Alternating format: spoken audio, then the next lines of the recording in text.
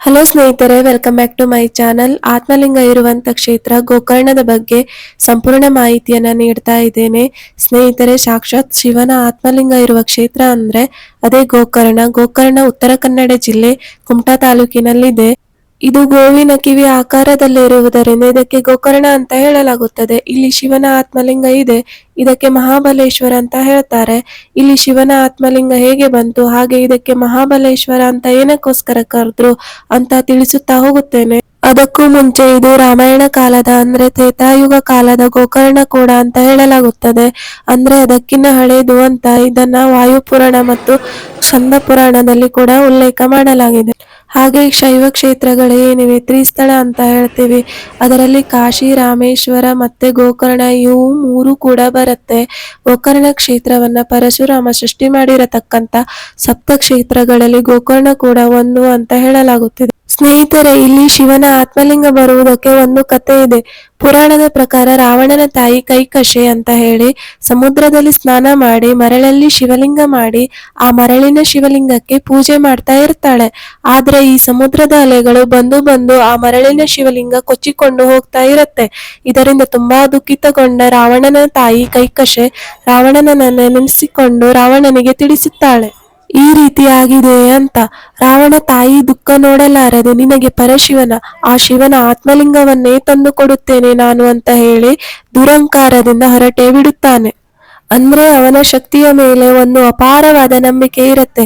ಬಂದಂತ ರಾವಣ ಏನ್ ಮಾಡ್ತಾನೆ, ತನ್ನ 20 ಬಾಹುಗಳಿಂದ ಅಂದ್ರೆ 10 ತಲೆಗಳಿರತ್ತೆ, 20 ತೋಳುಗಳಿರತ್ತೆ, ಅದರಿಂದ ಕೈಲಾಸ ಪರ್ವತವನ್ನ ತಗೊಂಡು ಹೋಗ್ಬಿಟ್ಟು ಅಲ್ಲಿ ಇಟ್ಬಿಟ್ಟು ಲಂಕೆಯಲ್ಲಿ ತಾಯಿ ಪೂಜೆ ಮಾಡಲಿ ಅಂತ ಹೇಳಿ ಕೈಲಾಸವನ್ನ ಎತ್ತಿಕೊಂಡು ಹೋಗುವುದಕ್ಕೆ ಪ್ರಯತ್ನ ಕೂಡ ಪಡ್ತಾನಂತೆ. ಆಗ ಕೈಲಾಸ ಯಾವಾಗ ಅಲ್ಲಾಡತ್ತೆ, ಕೋಪಗೊಂಡಂತ ಶಿವನು ಆ ಕೈಲಾಸವನ್ನ ಸುಮ್ನೆ ಹೆಬ್ಬೆರಳಲ್ಲಿ ಅಮುಕಿದಕ್ಕೆ ರಾವಣನ ಕೈಗಳೆಲ್ಲ ಸಿಕ್ಕಿ ಹಾಕಿಕೊಂಡು ಬಿಡತ್ತೆ. ಅಂದ್ರೆ ಶಿವ ಅಷ್ಟೊಂದು ಮಹಾಬಲಶಾಲಿ, ರಾವಣ ಏನೂ ಇಲ್ಲ ಅವನ ಮುಂದೆ. ಹಾಗಾಗಿ ಅವಾಗ ಮತ್ತೆ ತಪಸ್ಸು ಮಾಡ್ತಾನೆ. ಅದು ಪುರಾಣಗಳ ಪ್ರಕಾರ ಹೇಳುತ್ತಾರೆ, ತನ್ನ ಬುರುಡೆಯನ್ನ ಮತ್ತು ನರಗಳನ್ನೆಲ್ಲ ವೀಣೆ ತರ ಮಾಡಿ ನುಡಿಸಿ ಶಿವನ ಹೋಲಿಕೆ ಮಾಡಿ ತಪಸ್ಸು ಮಾಡಿ ಶಿವ ಪ್ರತ್ಯಕ್ಷವಾಗಿ ಶಿವ ಏನು ಬೇಕು ಅಂತ ಕೇಳಿದಾಗ ಶಿವನ ಬಳಿ ತಿಳಿಸುತ್ತಾನೆ, ನನಗೆ ನೀನು ಪೂಜೆ ಮಾಡುವಂತ ಆತ್ಮಲಿಂಗ ಬೇಕು ಅಂತ ಹೇಳಿ. ಆವಾಗ ಶಿವ ತಥಾಸ್ತು ಅಂತ ಹೇಳಿ ಆತ್ಮಲಿಂಗವನ್ನ ಕೊಡ್ತಾನೆ. ಶಿವ ಕೊಡಬೇಕಾದ್ರೆ ಒಂದನ್ನ ಹೇಳ್ತಾನೆ, ನೀನು ಎಲ್ಲಿ ಯಾವ ಜಾಗದಲ್ಲಿ ಇಡ್ತೀಯೋ ಅದು ಆ ಜಾಗದಲ್ಲಿ ಪ್ರತಿಷ್ಠಾಪನೆ ಆಗತ್ತೆ ಅಂತ ಹೇಳಿ. ಇದನ್ನು ಒಪ್ಪಿದಂತ ರಾವಣ ಆತ್ಮಲಿಂಗವನ್ನು ಕೈಯಲ್ಲಿ ಇಟ್ಟುಕೊಂಡು ಬರ್ತಾ ಇರ್ತಾನೆ. ಇದನ್ನೆಲ್ಲ ಗಮನಿಸಿದಂತ ನಾರದರು, ಋಷಿಗಳು, ನಾರದ ಮುನಿಗಳು ಅವರು ಏನ್ ಮಾಡ್ತಾರೆ, ಆತ್ಮಲಿಂಗವನ್ನ ಲಂಕೆಗೆ ತಗೊಂಡು ಹೋಗಿ ಅಲ್ಲಿ ಪ್ರತಿಷ್ಠಾಪನೆ ಆದರೆ ಇವನು ಅಮರ ಆಗಿ ಬಿಡ್ತಾನೆ, ಇವನನ್ನ ಯಾರೂ ಸೋಲಿಸೋಕೆ ಆಗಲ್ಲ ಅಂತ ಹೇಳಿ ದೇವತೆಗಳ ಹತ್ರ ಬಂದು ಹೇಳ್ತಾರೆ. ಈ ತರ ತಗೊಂಡು ಹೋಗ್ತಾರೆ. ಶಿವನ ತಪಸ್ಸು ಮಾಡಿ ಮೆಚ್ಚಿ ಇದನ್ನು ಏನಾದರೂ ಮಾಡಿ ತಡೆಯಿರಿ ಅಂತ ಹೇಳಿ ಎಲ್ಲ ಏನ್ ಮಾಡ್ತಾರೆ, ಆಗ ವಿಷ್ಣುವಿನ ಬಳಿ ಹೋಗ್ತಾರೆ. ಇದು ಸಾಮಾನ್ಯವಾಗಿ ಈಶ್ವರ ಕೊಟ್ಟಂತ ವರಗಳನ್ನೆಲ್ಲ ರಾಕ್ಷಸರಿಗೆ ಅದನ್ನೆಲ್ಲ ಬ್ರೇಕ್ ಮಾಡುವುದು ವಿಷ್ಣುವಿನ ಬಳಿ ಹೋಗುತ್ತಾರೆ. ವಿಷ್ಣುವಿಗೆ ಎಲ್ಲವನ್ನ ತಿಳಿಸುತ್ತಾರೆ. ಆಗ ವಿಷ್ಣು ಗಣೇಶನನ್ನ ಕರೆದು ಈ ತರ ತೊಂದರೆ ಆಗಿದೆ ಅಂತ ಹೇಳಿ ನೀನ್ ಹೋಗಿ ಅಲ್ಲಿ ಬ್ರಾಹ್ಮಣ ವೇಷದಲ್ಲಿ ಲಿಂಗವನ್ನ ಪ್ರತಿಷ್ಠಾಪನೆ ಮಾಡು ಅಂತ ಹೇಳಿ ಕಳಿಸ್ತಾರೆ. ಆಗ ಬಂದಂತ ರಾವಣ ಶಿವಲಿಂಗ ತಗೊಂಡು ಹೋಗ್ತಾ ಇರ್ತಾನೆ. ಆಗ ವಿಷ್ಣು ಏನ್ ಮಾಡ್ತಾನೆ ಅಂತ ಅಂದ್ರೆ ತನ್ನ ಸುದರ್ಶನ ಚಕ್ರದಿಂದ ಸೂರ್ಯನನ್ನ ಮರೆ ಮಾಡ್ತಾನೆ. ಆಗ ಸಂಜೆ ಆಯ್ತು, ನಾನು ಇನ್ನು ಸಂಧ್ಯಾವನ ಮಾಡಬೇಕು ಅಂತ ಹೇಳಿ ಸಂಧ್ಯಾವನ ಮಾಡಬೇಕಾದ್ರೆ ಅಲ್ಲೇ ಒಬ್ಬ ಬಾಲಕ ಇರ್ತಾನೆ. ಅದೇ ಬ್ರಹ್ಮಚಾರಿ ಬ್ರಾಹ್ಮಣ ಬಾಲಕ, ಅದೇ ಗಣೇಶನನ್ನ ಕರೆದು, ನೋಡಪ್ಪ ಈ ಲಿಂಗವನ್ನು ಸ್ವಲ್ಪ ಹೊತ್ತು ಇಟ್ಟುಕೊಂಡಿರು ನೀನು, ನಾನು ಹೋಗಿ ಸ್ನಾನ ಮಾಡಿ ಸಂಧ್ಯಾವನ ಮಾಡಿ ಬರ್ತೇನೆ, ಅಲ್ಲಿ ತನಕ ಕೆಳಗೆ ಇಡಬೇಡ ಅಂತ ಹೇಳಿ ಹೋಗ್ತಾನೆ. ಅದನ್ನು ಒಪ್ಪಿದಂತ ಬಾಲಕ ಗಣೇಶ ತನ್ನ ಕೈಯಲ್ಲಿಟ್ಟುಕೊಂಡು, ತುಂಬಾ ಭಾರ ಇದೆ, ನನಗೆ ಜಾಸ್ತಿ ಹೊತ್ತು ಇಟ್ಕೊಳ್ಳಿಕ್ಕೆ ಆಗಲ್ಲ, ನಾನು 3 ಸಾರಿ ಕರಿತೇನೆ ಅಷ್ಟರಲ್ಲಿ ಬರಬೇಕು ಅಂತ ಹೇಳಿ ರಾವಣ ಏನ್ ಮಾಡ್ತಾನೆ, ಸಮುದ್ರಕ್ಕೆ ಸಂಧ್ಯಾವನಕ್ಕೆ ಹೋಗ್ತಾನೆ. ಅಲ್ಲಿ ಗಣೇಶ 3 ಸಾರಿ ರಾವಣ ರಾವಣ ರಾವಣ ಅಂತ ಕರೆದು ಆ ಆತ್ಮಲಿಂಗವನ್ನ ನೆಲದಲ್ಲಿ ಇಟ್ಟೇ ಬಿಡುತ್ತಾನೆ. ರಾವಣ ಓಡಿ ಬರ್ತಾನೆ ಅಲ್ಲಿಂದ, ಬೇಡ ಬೇಡ ಅಂತ ಹೇಳಿ. ಆದ್ರೂ ಇದೆಲ್ಲ ಮುಂಚೆನೆ ಪ್ಲಾನ್ ಆಗಿರುತ್ತೆ. ಆ ಪ್ಲಾನ್ ಪ್ರಕಾರ ಇಟ್ಟಿ ಬಿಡುತ್ತಾನೆ. ಅಲ್ಲಿ ಇಟ್ಟಂತ ಆತ್ಮಲಿಂಗ ಅಲ್ಲಿಯೇ ಪ್ರತಿಷ್ಠಾಪನೆ ಆಗಿ ಬಿಡುತ್ತೆ. ಬಂದಂತ ರಾವಣ ಕೋಪಗೊಂಡು ಗಣಪತಿಯ ತಲೆ ಮೇಲೆ ಜೋರಾಗಿ ಗುದ್ದುತ್ತಾನೆ. ಅಲ್ಲಿ ನೆತ್ತಿಯ ಮೇಲೆ ಗಣಪತಿಗೆ ಒಂದು ಹುಂಡಿ ಆಕಾರ ಆಗಿ ಬಿಡುತ್ತೆ. ಆಮೇಲೆ ಏನಾಗತ್ತೆ, ರಾವಣ ತುಂಬಾ ಪ್ರಯತ್ನ ಪಡ್ತಾನೆ ಅದನ್ನ ಕೀಳೋದಕ್ಕೆ, ಆತ್ಮಲಿಂಗ ಬರೋದಿಲ್ಲ. ಆತ್ಮಲಿಂಗದ ತುಣುಕುಗಳೆಲ್ಲ ಕೈಯಲ್ಲಿ ಬಂದ್ಬಿಡತ್ತೆ. ಆದ್ರೆ ಆತ್ಮಲಿಂಗ ಹೇಗೆಲ್ಲ ಉಳಿದು ಕೀಳುತ್ತಾನೆ, ಆ ತುಣುಕುಗಳು ಬರುತ್ತಲ್ಲ, ಯಾವಾಗ ಕೀಳೋದಿಕ್ಕಾಗೋದಿಲ್ಲ. ಕೊನೆಗೆ ಆ ತುಣುಕುಗಳನ್ನೆಲ್ಲ ಎಸೆದು ಬಿಡುತ್ತಾನೆ. ಹಾಗೆ ಎಸೆದಂತದ್ದು ಒಂದೊಂದು ಮೂಲೆಗೆ ಹೋಗಿ ಬೀಳುತ್ತೆ. ಅದನ್ನು ನಾವು ಇವತ್ತು ಪೂಜೆ ಮಾಡುವಂತ ಧಾರೇಶ್ವರ, ಗುಣವಂತೇಶ್ವರ, ಗೋಕರ್ಣ, ಮೂಡೇಶ್ವರ, ಸೇಜೇಶ್ವರ. ಆಗ ವಿಷ್ಣು ಸುದರ್ಶನ ಚಕ್ರವನ್ನ ಸೂರ್ಯನಿಂದ ತೆಗೆದಾಗ ಮತ್ತೆ ಬೆಳಕಾಗತ್ತೆ. ರಾವಣನಿಗೆ ನಾಚಿಕೆ ತರ ಆಗತ್ತೆ. ದೇವತೆಗಳೆಲ್ಲ ನಕ್ಕು ಬಿಡ್ತಾರೆ. ಅಲ್ಲಿಂದ ರಾವಣ ಓಡಿ ಹೋಗ್ತಾನೆ. ಆಗ ಅಲ್ಲಿಗೆ ಬಂದಂತ ಶಿವ ತನ್ನ ಆತ್ಮಲಿಂಗವನ್ನ ನೋಡಿ ಅದಕ್ಕೆ ಪೂಜೆ ಮಾಡಿ ಅಲ್ಲಿ ಒಂದು ವರವನ್ನ ಕೊಡ್ತಾನೆ. ಇದನ್ನ ಯಾರು ಪೂಜೆ ಮಾಡ್ತಾರೋ ಅವರಿಗೆ ಇರತಕ್ಕಂತ ಕಷ್ಟಗಳು ಪರಿಹಾರ ಆಗುತ್ತೆ. ಇದು ಸಾಕ್ಷಾತ್ ಆತ್ಮಲಿಂಗ ಅಂತ ಹೇಳಿ. ಹಾಗೆ ಗಣಪತಿಯನ್ನ ಅಲ್ಲಿ ಪ್ರತಿಷ್ಠಾಪನೆ ಮಾಡಿ, ಮೊದಲಿಗೆ ಗಣಪತಿಗೆ ಪೂಜೆ ಆಗಬೇಕು, ನಂತರ ನನಗೆ ಪೂಜೆ ಆಗಬೇಕು ಅಂತ ಹೇಳಿ ಶಿವ ಹೊರಟು ಬಿಡ್ತಾನೆ. ಅದಾದ ನಂತರ ರಾವಣ ಬರ್ತಾನೆ, ತನ್ನ ತಾಯಿಯ ಜೊತೆ ಬಂದು ದುಃಖ ಪಡ್ಕೊಳ್ತಾನಂತೆ. ಆಗ ಶಿವ ಹೇಳ್ತಾನಂತೆ, ಇಲ್ಲಿ ನಿನ್ನಿಂದ ಒಳ್ಳೆ ಕಾರ್ಯ ಆಗ್ಬೇಕಾಗಿತ್ತು, ಅದು ಈ ಜಗತ್ತಿಗೆ ಆಗಿದೆ, ತಲೆ ಕೆಡಿಸಿಕೊಳ್ಳಬೇಡ, ಹೋಗು ಅಂತ ಹೇಳ್ತಾನೆ. ಸ್ನೇಹಿತರೆ, ಇದು ಗೋಕರ್ಣದಲ್ಲಿ ಶಿವನ ಆತ್ಮಲಿಂಗ ಪ್ರತಿಷ್ಠಾಪನೆ ಆದ ಬಗ್ಗೆ ಪುರಾಣಗಳ ಪ್ರಕಾರ ತಿಳಿಸಿಕೊಟ್ಟಿದ್ದೇನೆ. ಹಾಗೆ ಇಲ್ಲಿ ಕೋಟಿ ತೀರ್ಥ ಕೂಡ ಇದೆ. ಇದೊಂದು ಬಹಳ ಪವಿತ್ರ ಕ್ಷೇತ್ರವಾಗಿದೆ. ಸ್ನೇಹಿತರೆ, ಈಗ ನಾನು ದೇವಸ್ಥಾನದ ಹತ್ತಿರದಲ್ಲಿರುವಂತ ಬೀಚಿಗೆ ಬಂದಿದ್ದೇನೆ. ಇಲ್ಲಿ ಸಾಕಷ್ಟು ಜನರಿದ್ದಾರೆ. ಇಲ್ಲಿ ಬೋಟಿಂಗ್ ಕೂಡ ಇದೆ, ಹಾಗೆ ಒಂಟೆ ರೈಡಿಂಗ್ ಕೂಡ ಇದೆ. ಸ್ನೇಹಿತರೆ, ನಾನು ಹಿಂದ್ಗಡೆ ನಿಮ್ಗೊಂದು ಟೆಂಪಲ್ ಕಾಣಿಸ್ತಾ ಇರಬಹುದು. ಅಲ್ಲಿ ರಾಮ ಲಕ್ಷ್ಮಣ ದೇವಾಲಯ ಇದೆ, ಹಾಗೆ ಅಲ್ಲಿ ರಾಮತೀರ್ಥ ಕೂಡ ಇದೆ. ಈಗ ನಾನು ಅಲ್ಲಿಗೆ ಹೋಗ್ತಾ ಇದ್ದೀನಿ. Our hearts beat to the city streets. We began to feel the fire.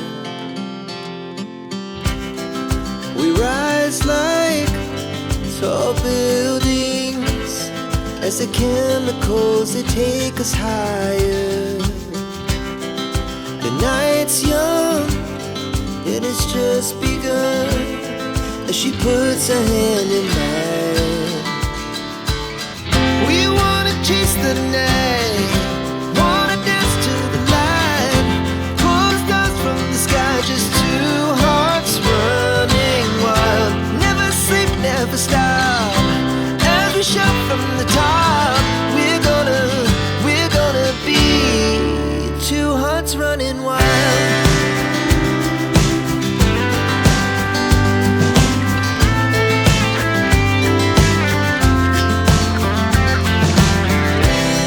Now the morning is the afternoon. We lay awake in bed. It laughs so loud as the hours pass. We're gonna do it all again. We wanna chase the night, wanna dance to the light.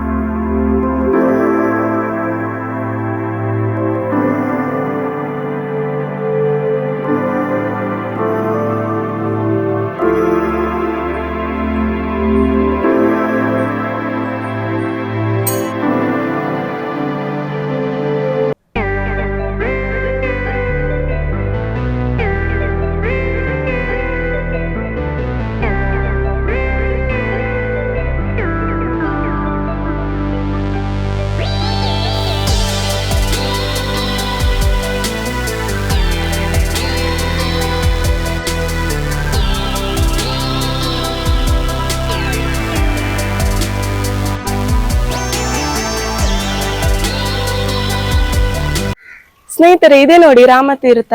ಇಲ್ಲಿ ಅಷ್ಟೊಂದು ನೀರಿಲ್ಲ. ಈಗ ಮಳೆಗಾಲ time ನಲ್ಲಿ full ನೀರಿರ್ತದೆ. ಇದಕ್ಕೆ ನೀರು ಮೇಲ್ ಗುಡ್ಡದಿಂದ ಬರ್ತದೆ. ಕೆಳಗಡೆ ಹೋಗ್ಲಿಕ್ಕೆ ಸ್ಟೆಪ್ಸ್ ಕೂಡ ಮಾಡಿದ್ದಾರೆ.